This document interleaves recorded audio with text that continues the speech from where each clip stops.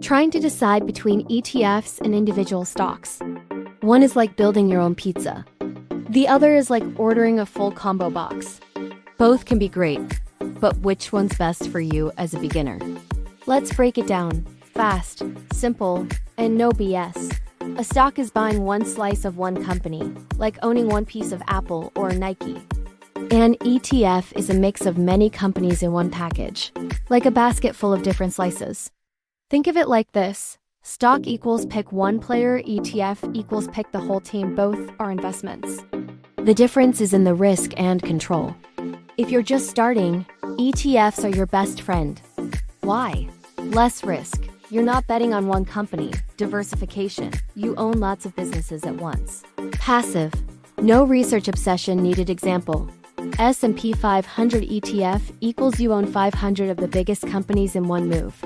You're still investing, just without all the stress. Stocks give you more control and possibly more reward.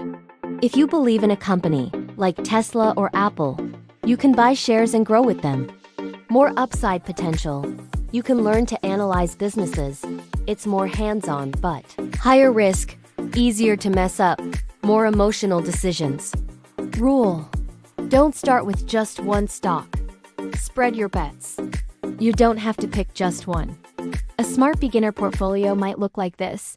80% ETF equals safe, stable growth. 20% stocks equals learning plus potential gains that way.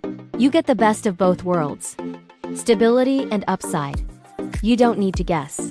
The key is balance. Use ETFs to build wealth. Use stocks to learn the game over time. You'll grow more confident, and your portfolio will grow too. If this helped you choose your first investment, hit like.